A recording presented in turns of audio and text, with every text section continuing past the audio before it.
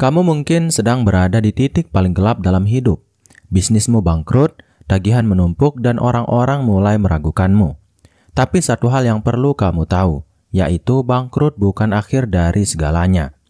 Setiap pengusaha besar dari Steve Jobs sampai Khairul Tanjung pernah merasakan kegagalan.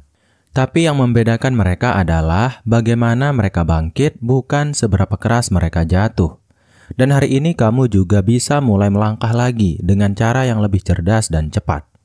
Di video ini kita akan bahas 10 solusi tercepat yang bisa kamu lakukan saat bisnis sudah bangkrut.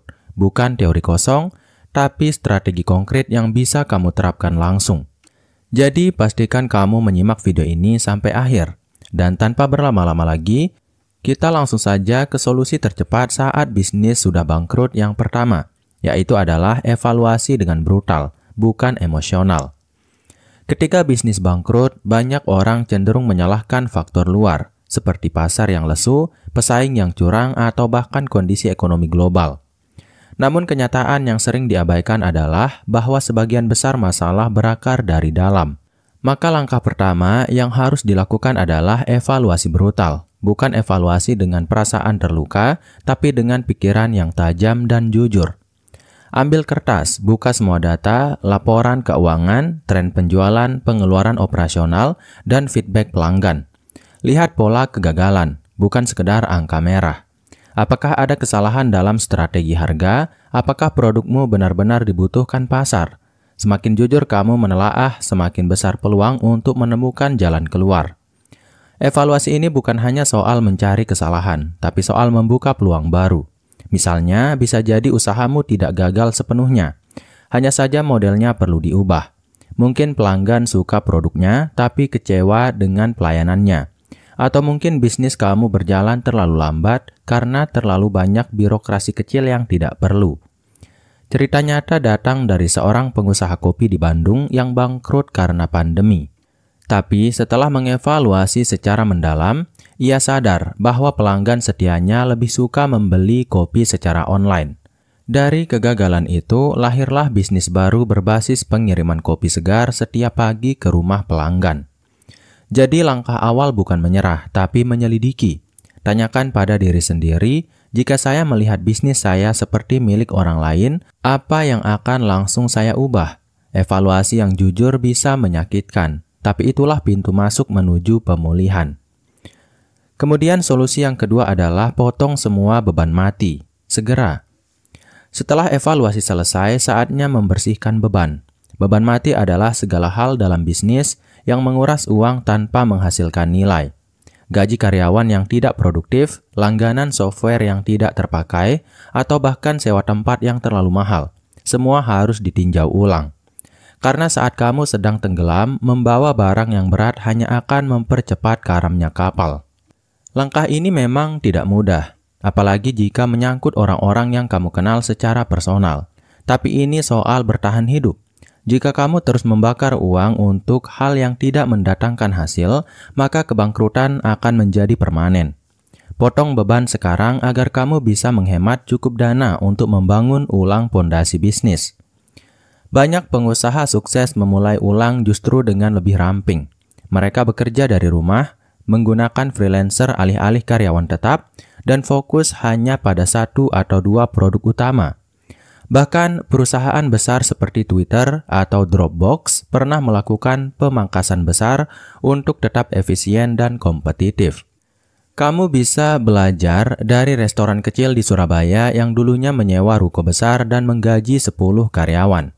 Setelah bangkrut, dia pindah ke garasi rumah, hanya mempekerjakan 2 orang dan fokus melayani pesanan online.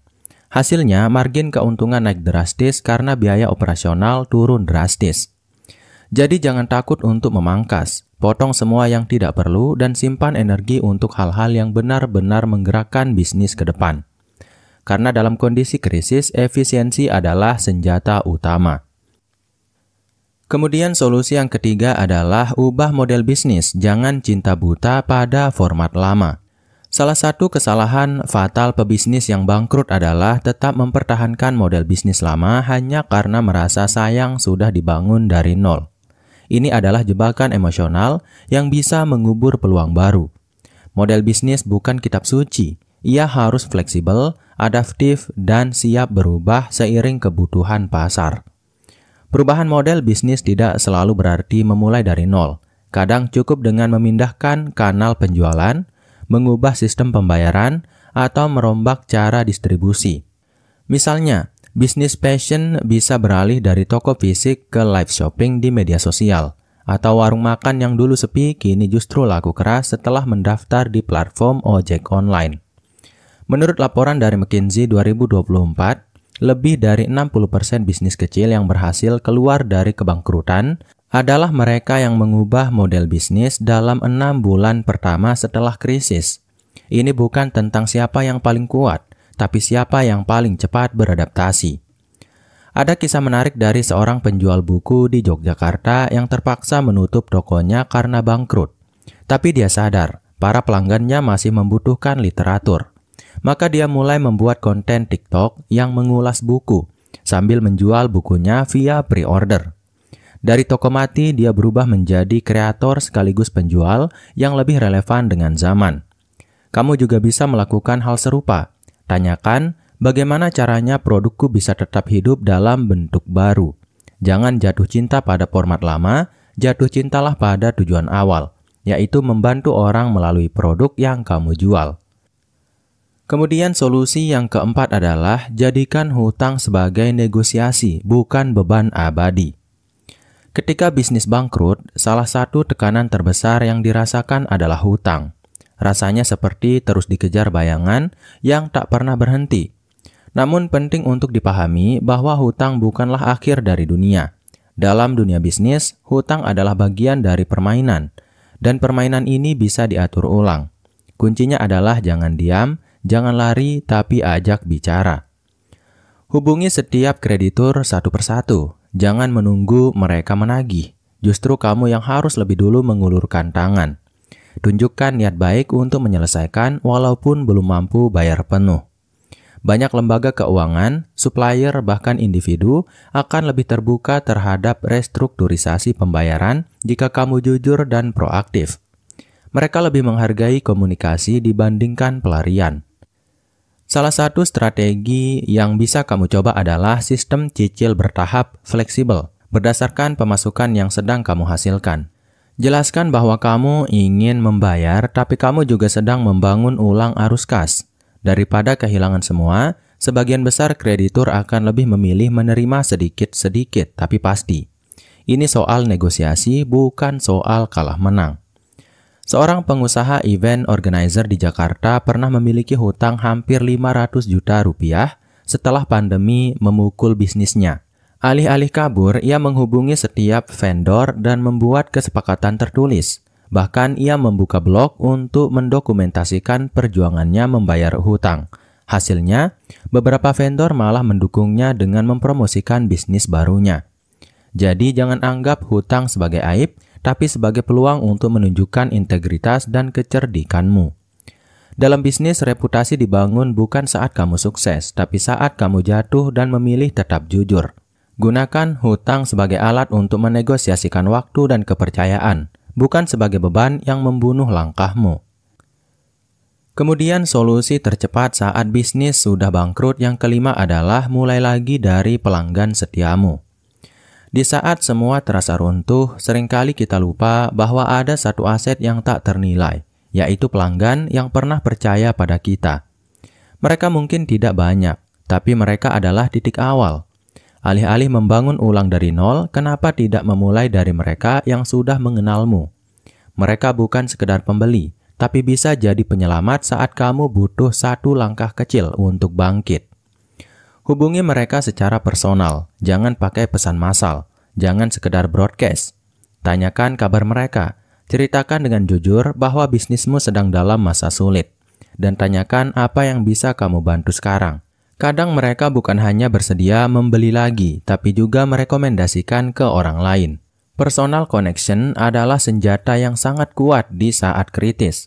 Kamu bisa membuat program loyalitas baru khusus bagi mereka. Misalnya pre-order dengan harga spesial atau paket langganan sederhana yang dibayar di awal. Ini bisa memberikanmu arus kas instan tanpa perlu pinjaman besar. Selain itu, pelanggan akan merasa dihargai karena diajak menjadi bagian dari perjuanganmu. Contohnya, seorang penjual tanaman hias di Semarang yang kehilangan hampir seluruh stoknya karena gagal panen. Ia kemudian membuat komunitas WhatsApp khusus pelanggan lama dan menawarkan jasa konsultasi gratis tentang perawatan tanaman. Dari situ dia mulai mendapatkan pesanan ulang, bahkan dari pelanggan baru hasil rekomendasi komunitas tersebut. Pelanggan yang loyal tidak mencari bisnis yang sempurna. Mereka mencari manusia di balik bisnis. Dan jika kamu bisa menunjukkan ketulusan serta usaha untuk bangkit, mereka akan ikut membantu. Dalam krisis, pelanggan lama bisa jadi pondasi baru yang jauh lebih kuat dari iklan atau promosi besar. Kemudian solusi yang keenam adalah jual apa yang ada, jangan tunggu modal baru. Kebanyakan orang yang bangkrut langsung berpikir, saya harus cari investor baru, pinjam modal lagi, atau mulai dari awal dengan suntikan dana segar. Tapi kenyataannya, modal terbaik yang kamu miliki saat ini adalah apa yang sudah ada di tanganmu. Mungkin kecil, mungkin tidak ideal, tapi bisa diputar asal tahu caranya. Jangan tunggu segalanya sempurna karena momentum tidak menunggu. Lihat sekelilingmu, apakah ada stok barang lama yang bisa dijual meski dengan diskon besar? Apakah ada peralatan yang bisa disewakan? Apakah kamu punya keahlian tertentu yang bisa langsung ditawarkan sebagai jasa? Ini saatnya berpikir seperti pebisnis jalanan yang lincah, bukan korporat besar yang birokratis. Satu transaksi kecil hari ini lebih berharga daripada rencana besar yang tak pernah jalan. Contoh konkret datang dari seorang mantan pengusaha catering di Bekasi. Setelah perusahaannya bangkrut, dia menjual semua alat masak besar yang tidak terpakai dan mulai menjual frozen food secara pre-order lewat Instagram. Tanpa modal segar, ia bisa mengumpulkan 20 juta rupiah hanya dalam waktu 3 minggu pertama karena fokus menjual dari apa yang dia punya. Strategi ini tidak hanya soal uang, tapi juga soal psikologis. Ketika kamu berhasil menjual sesuatu, sekecil apapun itu, kamu mendapatkan validasi bahwa kamu masih bisa. Itu suntikan semangat yang tidak bisa dibeli. Dan dari satu penjualan, bisa datang pelanggan baru, feedback, dan bahkan ide bisnis berikutnya. Jadi sebelum kamu menyerah dan berkata, saya butuh modal baru, tanya dulu, apakah kamu sudah menjual semua kemungkinan yang ada di sekitarmu? Bisnis bukan soal dana besar, tapi soal daya juang dan kreativitas untuk melihat peluang dari yang tersisa. Kemudian solusi yang ketujuh adalah bukan kolaborasi, jangan berjuang sendiri. Ketika bisnis bangkrut, naluri pertama yang muncul biasanya adalah menarik diri, merasa gagal dan ingin menyelesaikan semuanya sendirian. Tapi justru di saat seperti inilah kamu perlu membuka ruang kolaborasi. Bukan hanya soal berbagi beban, tapi tentang memperluas jangkauan, mempercepat ide, dan menyalakan semangat baru lewat orang lain. Kolaborasi bisa menjadi jalan pintas untuk bangkit lebih cepat, asal kamu tahu harus menjalin dengan siapa dan untuk siapa. Mulailah dengan orang-orang yang punya visi serupa. Mungkin mereka bukan pengusaha besar, tapi punya komunitas, skill, atau pasar yang bisa saling melengkapi. Kamu bisa menawarkan ide bisnis bersama, sistem bagi hasil, atau saling barter jasa. Misalnya kamu punya stok produk tapi tidak punya pemasaran. Carilah partner yang ahli digital marketing dan tawarkan sistem pembagian keuntungan. Saling mengisi kekosongan jauh lebih efektif daripada menunggu segalanya sempurna. Ada kisah menarik dari dua mantan pebisnis muda di Makassar. Satu punya keahlian produksi kopi, yang satu lagi baru saja menutup toko clothingnya. Mereka bertemu dalam satu acara komunitas, ngobrol singkat, lalu memutuskan membuat lini kopi streetwear bersama. Hanya dalam 3 bulan, mereka berhasil menjual ratusan paket kopi plus kaos lewat strategi promosi bareng di TikTok dan komunitas. Yang awalnya bangkrut justru berubah jadi gerakan bisnis baru yang segar dan unik. Statistik dari Harvard Business Review menunjukkan bahwa 79% bisnis kecil yang sukses dalam masa pemulihan pasca krisis adalah mereka yang membentuk aliansi strategis dengan partner lain. Artinya, peluang bangkit jauh lebih besar jika kamu berani membuka tangan, bukan menggenggam sendiri semua beban. Karena terkadang solusi tercepat justru datang dari luar dirimu. Jangan takut kelihatan lemah saat menawarkan kolaborasi.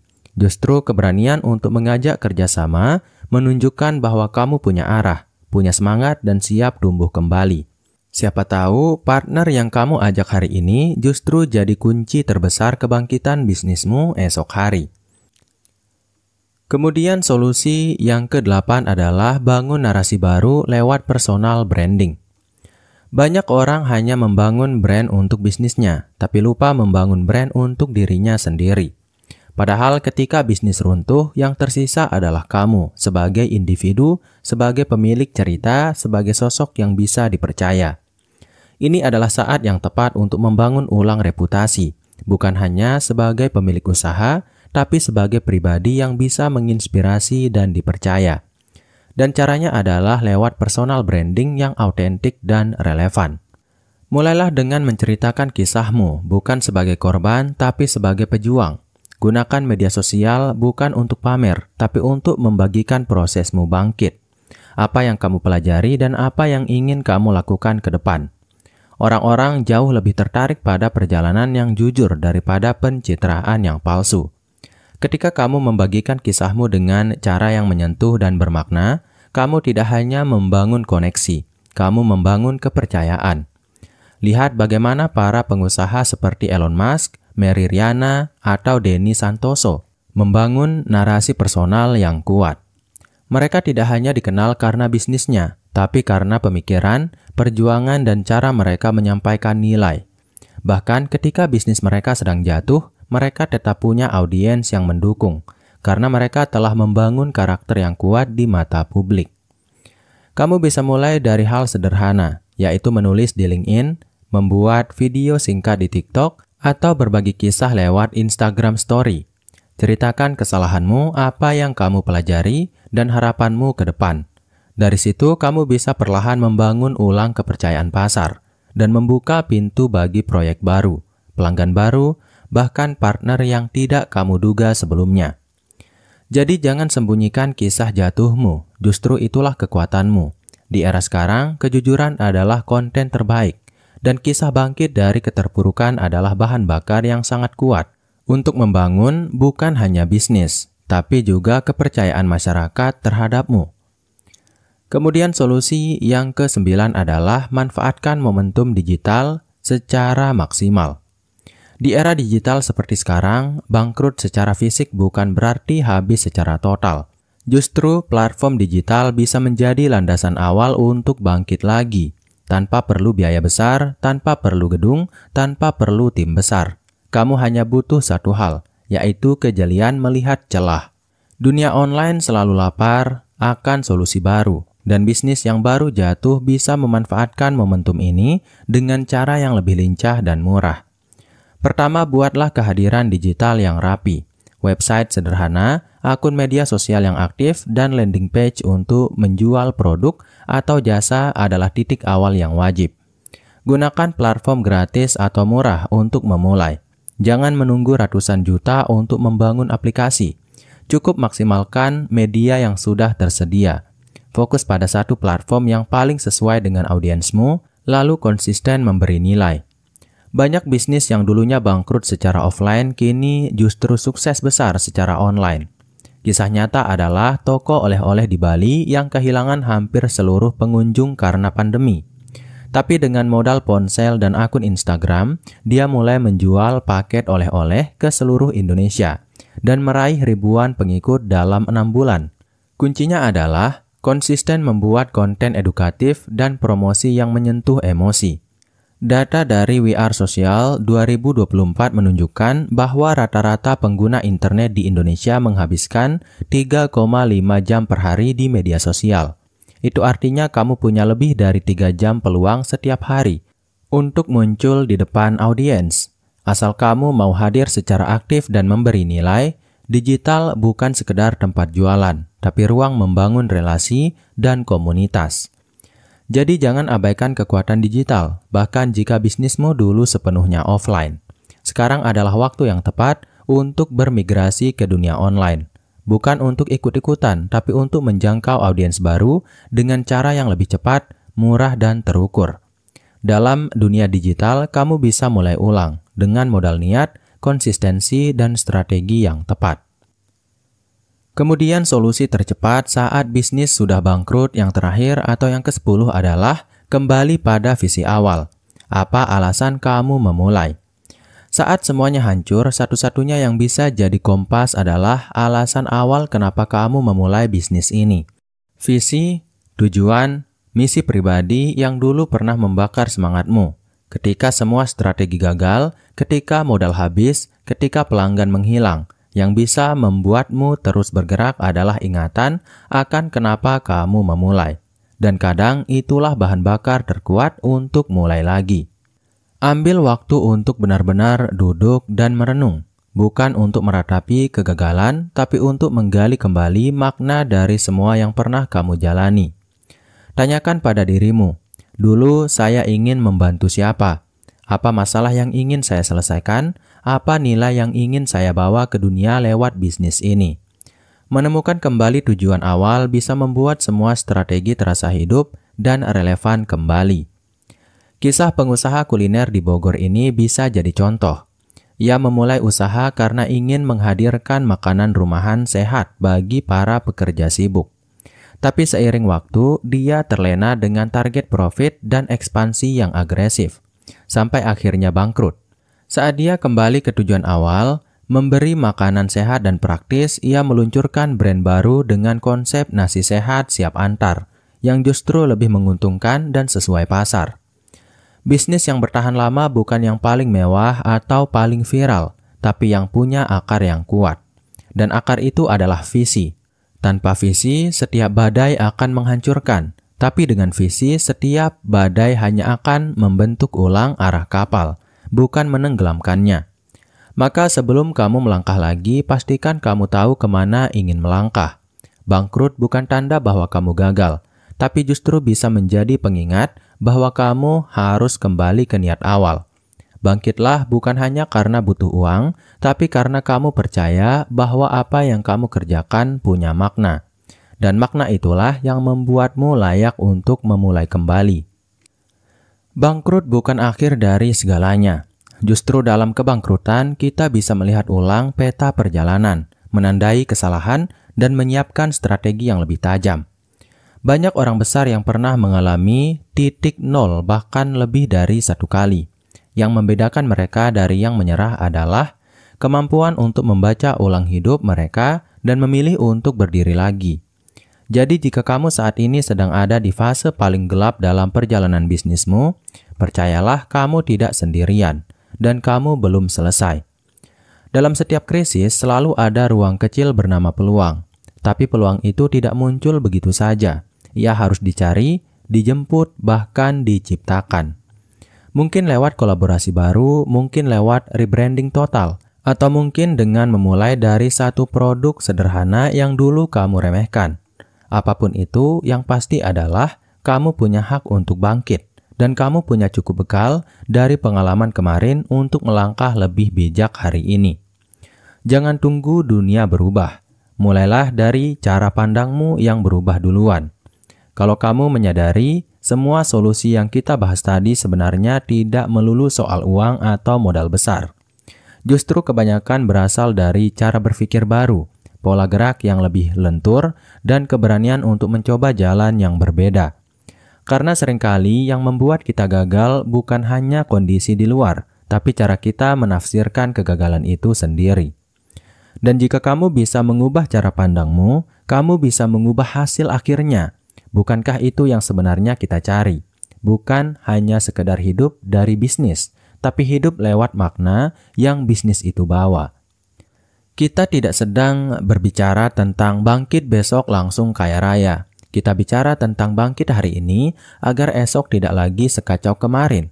Satu langkah kecil hari ini kalau dilakukan terus-menerus bisa membuka jalan yang tak pernah kamu bayangkan sebelumnya. Jangan meremehkan kekuatan bertahan. Jangan remehkan kekuatan satu postingan, satu kolaborasi, atau satu ide baru. Karena bisa jadi itulah titik balikmu. Jadi, jangan berhenti di sini. Lanjutkan, perjuangkan lagi, hidupmu, mimpimu, dan bisnismu masih layak diberi kesempatan kedua. Jadi mungkin itu dulu untuk video kali ini, semoga bermanfaat. Sekian, wassalam.